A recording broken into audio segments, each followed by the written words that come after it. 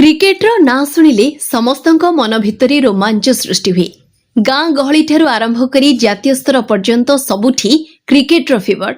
हकी आम देशर राष्ट्रीय खेल होइथिले मध्य क्रिकेटर आदृति सबुठी बेस अधिक एवं यह समस्तक मध्यरे गोटे अलग प्रकार उत्साह भरी दिए। बंकसाही युवक संघ द्वारा आयोजित क्रिकेट टूर्नामेंट रे बछा बछा टीम मानक द्वारा प्रतियोगिता अनुष्ठित होइथिला।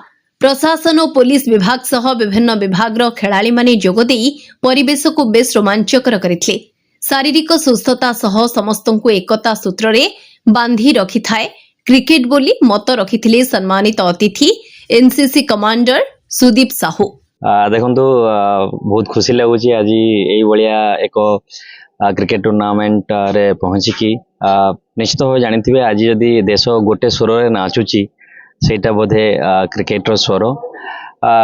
खुशी लगुच गाँ गाँवली सबू जगार आप देखिए छोट टू छोट कुनी पिलाठू बुढ़ा पर्यंत समस्ते यही ज्वर रे आज नाचुंट बा झुलुंट जहाँ कहतु जहाँ होना कहीं क्रिकेट द्वारा बोध हुए आज युवपीढ़ी निश्चित भाव में क्रीड़ा प्रति आकर्षित होउछि।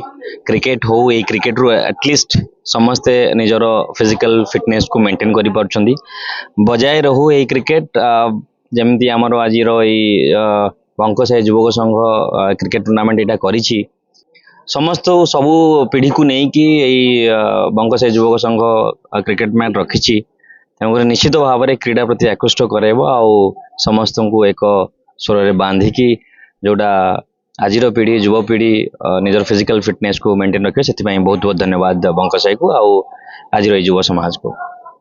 वर्तमान समय मोबाइल बाहरी पड़िया रे खेल आयोजन करने एवं स्वास्थ्य ही संपद ही कथा को गुरुत्व देथिबारु बंकसाही युवक संघर कर्मकर्ता को साधुवाद जणाइथिले अन्यतम अतिथि कृषि विभाग अवसर प्राप्त सह निर्देशक रमेश चंद्र राय। मोबाइल भितरु कंप्यूटर भितरु घर भितरु बाहर को बाहर करी गोटे पड़िया उपरे खेल खेलवा पई जो प्रोत्साहित करि पारुथिबा ए बंकसाही युवक संघ को मु अनेक अनेक धन्यवाद देवी जे लोक पिला मानक भीतर गोटे मानसिकता से माने सृष्टि करि पारुछंती खेल पई। कारण खेल स्वास्थ्य ही संपद जो बोली जदि आमे कहिबा ए उक्ति को जदि यथार्थ बोली आमे कहिबा ताले मु कहिबी तो खेल ही संपद बोली आमे कहिबी।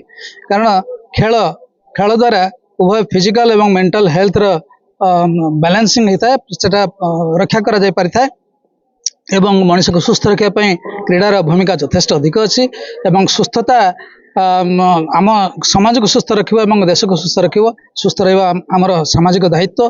कारण असुस्थ हो गले आमे समाज उपर बोझ हो जावा तेणु एमती एक सुचारू एमती एक गुरु दायित्व को प्रोत्साहित कर पार्थिबारु बंकसाही युवक संघ को अनेक अनेक धन्यवाद देवी एवं जो पिला माने एथिरे उत्साहित होई पड़िया को ओल्लैचंती से माने क्रिकेट भली खेल खेलुंट एवं यही अन्य अनेक खेल खेलार संभावना सृष्टि होची अनेक अनेक साधुवाद जनइबी एवं आशा रखी ये प्रक्रिया भविष्य को जारी रहिबो।